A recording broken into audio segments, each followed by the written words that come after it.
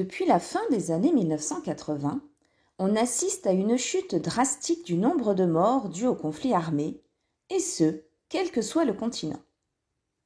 Alors qu'en 1950, on dénombrait 600 000 morts sur l'ensemble de la planète, entre 1988 et 2021, le total de victimes ne dépasse pas 100 000 morts, quelle que soit l'année considérée.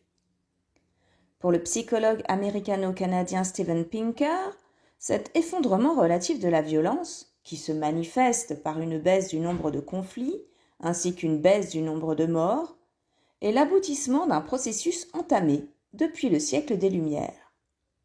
Les raisons se cumulent entre elles. Critique de la guerre, diffusion de la démocratie, développement du doux commerce et création d'organisations internationales qui peuvent prévenir les conflits ou les abréger. L'ONU, créée au sortir de la Seconde Guerre mondiale, en est l'exemple le plus abouti. Selon les observations de l'Organisation des Nations Unies, les conflits sont moins meurtriers, mais durent plus longtemps, et opposent plus souvent des groupes internes que des États. La nature des conflits a donc changé depuis 75 ans.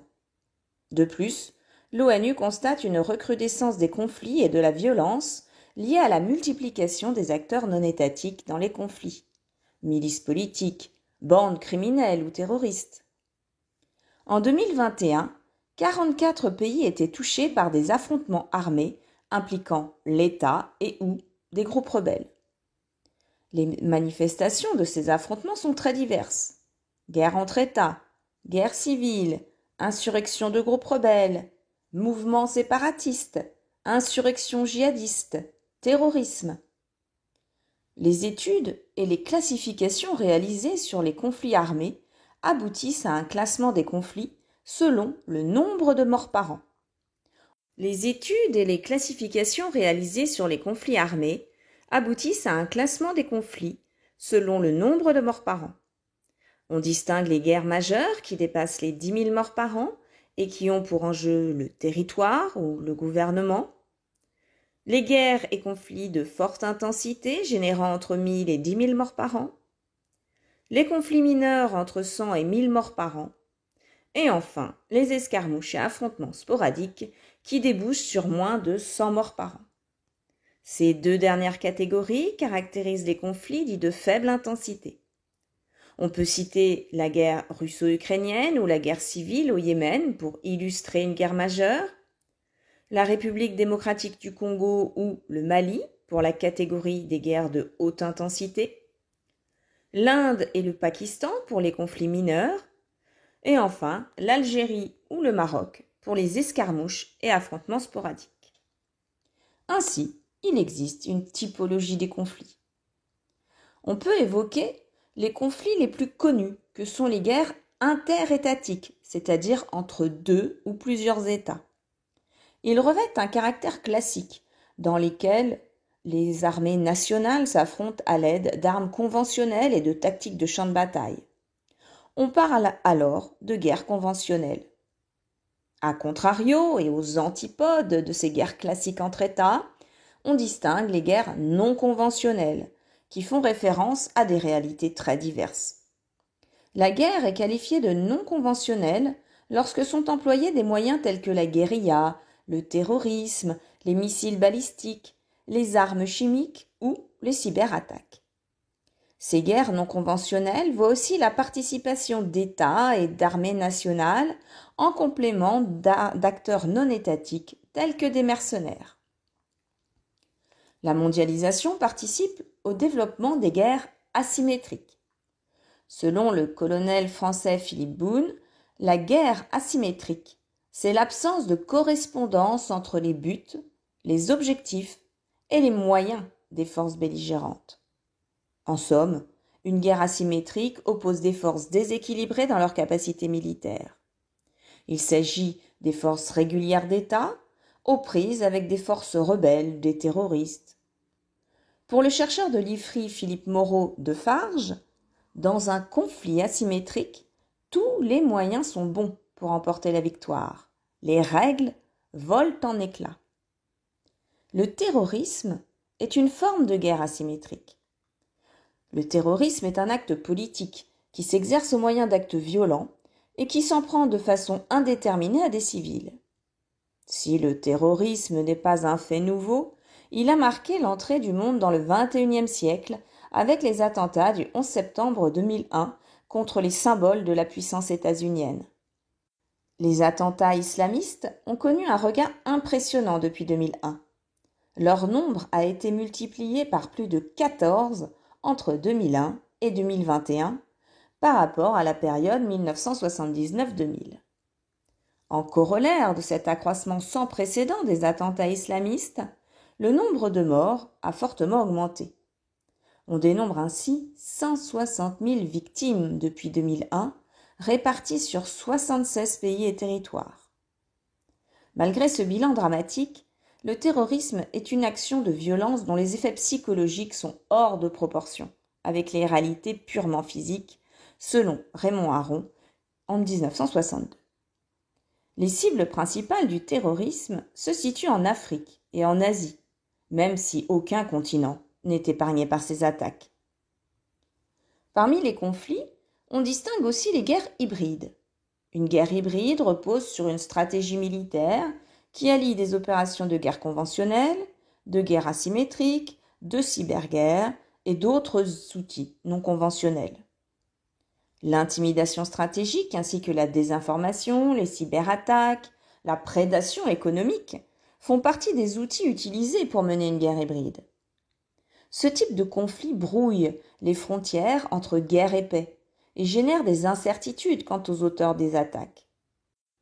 Le cyberespace est devenu le 5e domaine d'une guerre éventuelle après la Terre, la mer, l'air et l'espace. De nombreux pays se dotent d'une cyberarmée pour se défendre de telles attaques qui peuvent cibler le système informatique d'un pays et de son gouvernement ou endommager les infrastructures ou la maintenance d'usines fabriquant des matières dangereuses. La propagande, la désinformation, la collecte de données, le déni de services ou le sabotage d'équipements et de matériel militaire font partie des cyberattaques. Les guerres intra-étatiques désignent les guerres civiles, c'est-à-dire les conflits violents opposant les citoyens d'un même pays. Selon les études rapportées par Steven Pinker dans son œuvre « La part des anges en nous », les guerres civiles touchent principalement des pays dont la population est importante, dont les gouvernements sont récents ou instables. Parfois, les ressources nationales sont aussi en jeu dans ces guerres intra-étatiques. Ces richesses naturelles peuvent aussi être la source de convoitises de pays étrangers qui dégénèrent en conflits armés. On évoque alors la malédiction des ressources naturelles ou on emploie l'expression de paradoxe de l'abondance. Ces pays riches en ressources naturelles, qu'on appelle aussi états de rente, connaissent une faible croissance économique, des gouvernements moins efficaces et des niveaux de violence plus élevés. Ainsi, si la guerre est la mère de toutes les pauvretés, aux yeux d'Andrea Riccardi, la pauvreté pourrait bien être aussi la mère de toutes les guerres. La vraie bombe nucléaire, c'est le sous-développement, proclame le président français François Mitterrand en 1994. Parmi les pays touchés par la guerre civile, on compte la Syrie, la Somalie, l'Éthiopie, le Soudan du Sud ou le Yémen. Parmi les acteurs non étatiques des conflits, des mercenaires modernes ont vu le jour au travers de compagnies militaires privées. Celles-ci sont employées par des États pour intervenir dans des conflits lointains ou lorsque l'opinion publique ne cautionne pas la mort de soldats nationaux. Les sociétés militaires privées peuvent apparaître comme des menaces pour la sécurité globale parce qu'elles dépendent d'intérêts privés et ne respectent pas les lois de la guerre. Cette privatisation de la guerre s'incarne au travers du groupe états-unien Blackwater, qui s'est illustré au moment de la Seconde Guerre d'Irak, ou alors au travers du groupe russe Wagner, qui intervient en Ukraine, mais aussi en Afrique. L'arme atomique fait partie des armes de dissuasion. Elle est célébrée par certains, à l'instar de Churchill, comme un facteur de maintien de la paix ou d'évitement de guerre depuis la fin de la Seconde Guerre mondiale. Elspeth Rostow, doyenne de la LBJ School of Public Affairs de l'Université du Texas de 1977 à 1983 souhaitait même que l'arme atomique reçoive le prix Nobel de la paix. Cependant, l'ONU s'inquiète aujourd'hui de l'érosion du dispositif international de maîtrise des armements. Même si le nombre d'armes nucléaires a largement baissé depuis 1986, le nombre de pays qui y ont désormais accès a augmenté. Dans le contexte actuel de dégradation des relations internationales entre États possesseurs d'armes atomiques, cet arsenal nucléaire représente un danger renouvelé. Il est difficile de donner une définition de la paix. On utilise souvent la négative pour la caractériser en fait. La paix et l'absence de guerre. Il s'agit aussi d'un idéal à atteindre. Ainsi, la communauté internationale, au travers de l'ONU, s'efforce de maintenir la paix ou de rétablir la paix. Pour mesurer la situation de la paix dans le monde, un indicateur est proposé par l'Institute for Economics and Peace. Il s'agit du Global Peace Index, GPI, ou Index mondial de la paix. Cet indicateur mesure le degré de pacifisme des différents pays du monde, en intégrant au calcul le niveau de violence et de délinquance intérieure, ainsi que les relations internationales des pays, les dépenses militaires et les guerres. Aujourd'hui, seule une minorité de pays atteint un degré de pacifisme très élevé ou élevé. On y distingue le Canada, les pays d'Europe, la Mongolie, la Corée du Sud, le Japon, certains pays d'Asie du Sud-Est, l'Océanie, ainsi qu'une très petite minorité de pays africains et d'Amérique du Sud. On distingue plusieurs types de paix. Celui atteint par l'équilibre des puissances, comme au moment du Congrès de Vienne en 1814-1815, celui atteint par l'épuisement des forces ennemies, qui est un moment stratégique pour tenter de construire une paix durable, la paix issue de la disparition des causes premières de l'affrontement. Le politologue norvégien Johan Galtung distingue le concept de paix positive et de paix négative. Une paix négative est le simple arrêt des violences, tandis que la paix positive est l'arrêt des combats couplé avec la volonté d'instaurer une paix durable par les efforts de supprimer les éléments qui avaient causé le conflit en premier lieu. L'une est provisoire, tandis que la seconde est promesse de pérennité. L'ONU est une organisation internationale regroupant 193 pays dans le monde. Elle a pour objectif le maintien de la paix au travers de diverses actions, y compris l'envoi de casques bleus. Il s'agit de la force militaire de l'ONU, ayant pour rôle le maintien ou le rétablissement de la paix et de la sécurité internationale.